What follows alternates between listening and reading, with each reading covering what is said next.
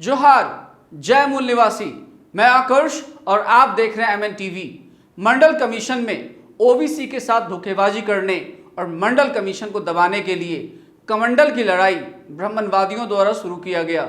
उस समय ओबीसी के लोग जागृत नहीं थे, इसलिए ब्राह्मणवादी राम मंदिर के नाम पर ओबीसी के साथ धोखेबाजी करने में सफल हो गए।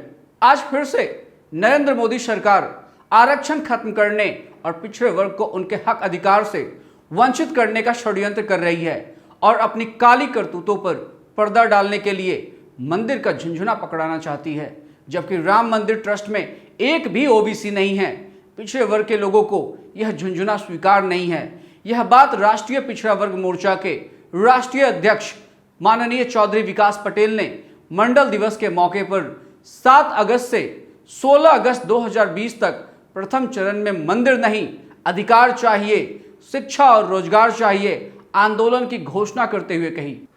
चौधरी विकास पटेल ने कहा, 7 अगस्त 1990 को मंडल कमीशन लागू करने की घोषणा तत्काल प्रधानमंत्री वीपी सिंह के द्वारा की गई।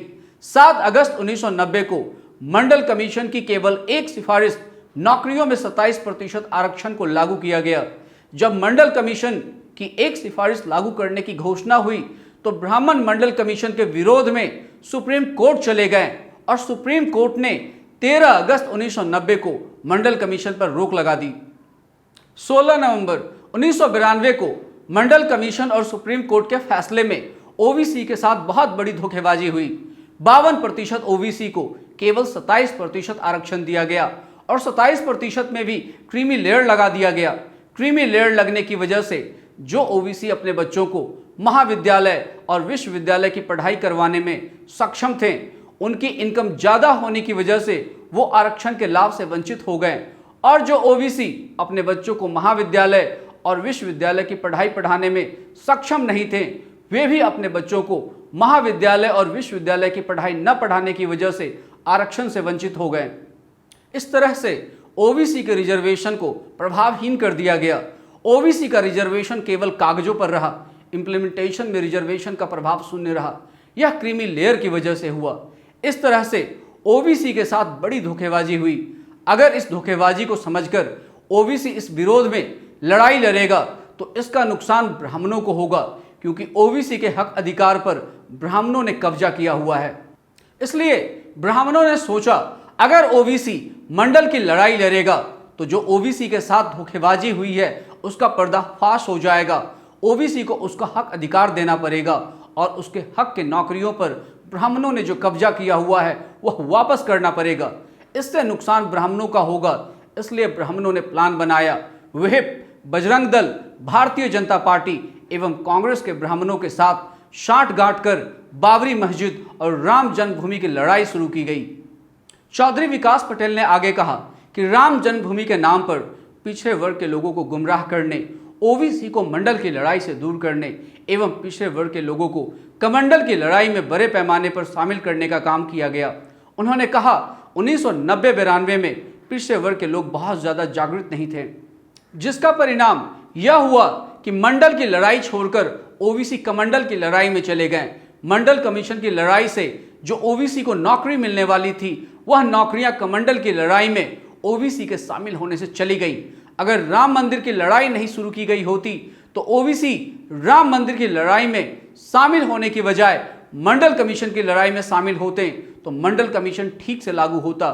लेकिन कमंडल की लड़ाई में ओबीसी के जाने से मंडल कमीशन ठीक से लागू नहीं हुआ, जिससे ओबीसी का बड़ा नुकसान हुआ। चौधरी ने कहा, उस समय जब मंडल कमीशन की लड़ाई ओबीसी लड़ रहे थे तो उनको डाइवर्ट करने के लिए राम जन्मभूमि का आंदोलन चलाया गया और 6 दिसंबर 1992 को बाबरी मस्जिद गिरा दी गई। इस तरह से ओबीसी के मुद्दे से ओबीसी को डाइवर्ट करने का काम किया गया।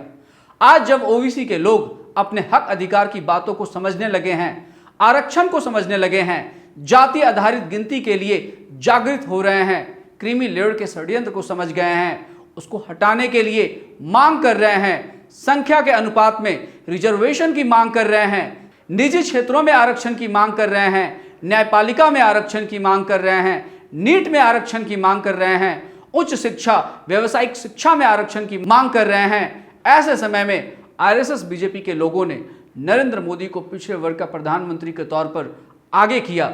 आरएसएस के लोगों ने नरेंद्र मोदी को ओबीसी के तौर पर हाईलाइट किया और ओबीसी का सारा सत्यानाश किया। उन्होंने आगे कहा, नरेंद्र मोदी ने जानवरों की गिनती की लेकिन ओबीसी की गिनती नहीं की। यूपीएससी की परीक्षा में 314 ओबीसी के बच्चे पास हुए, जिनकी नियुक्ति को क्रीमी लेयर का रूल बदलकर रोक दिया गया। ओबीसी के बच्चों की स्कॉलरशिप बंद करा दी गई। ओबीसी को बजट में 1 रुपया नहीं दिया गया। इस तरह से ओबीसी का प्रधानमंत्री बनाकर ओबीसी का सत्यानाश किया गया। लेकिन अब ओबीसी को यह बात समझ में आ रही है और ओबीसी इसके विरोध में लामबंद हो रहे हैं। जब पिछड़े वर्ग के लोग अपने हक अधिकार के लिए उनके साथ की जा रही धोखाधड़ी के विरोध में लामबंद हो रहे हैं, तो फिर हम पिछड़े वर्ग के लोगों को राम मंदिर का झुंझुना पकड़ाया जा रहा है। ब्राह्मणों के इन षड्यंत्रों को उजागर करने के लिए राष्ट्रीय पिछड़ा वर्ग मोर्चा ओबीसी के साथ एससी, एसटी और माइनॉरिटी को जागृत करने का काम कर रहा है। अंत में चौधरी विकास पटेल ने कहा, राष्ट्रीय पिछड़ा वर्ग मोर्चा के माध्यम से 7 अगस्त मंडल दिवस से लेकर 16 अगस्त 2020 तक 30 राज्यों के 550 जिलों में जिला पदाधिकारियों के माध्यम से महामहिम राष्ट्रपति को ज्ञापन भेजा जाएगा।